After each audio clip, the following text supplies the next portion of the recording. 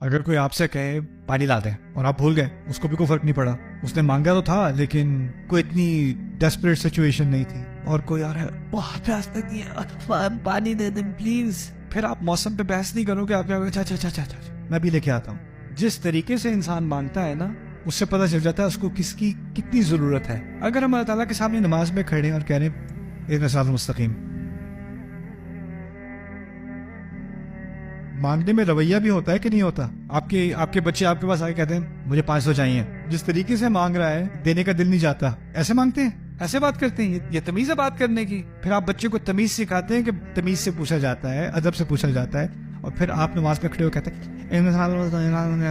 اللہ اکبر۔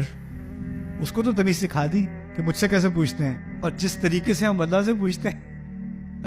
اہدنا الصراط المستقیم۔ یعنی اگر ہم واقعی پیاسے ہیں، اگر جیسے جسم میں پیاس ہوتی ہے اور انسان پانی مانگتا ہے، اگر واقعی دل میں پیاس ہے اور اللہ سے ہدایت مانگ رہے ہیں، تو ان الفاظ کو جب تک ہم دل سے نہیں کہیں گے نا، اس کا کوئی اثر نہیں ہے۔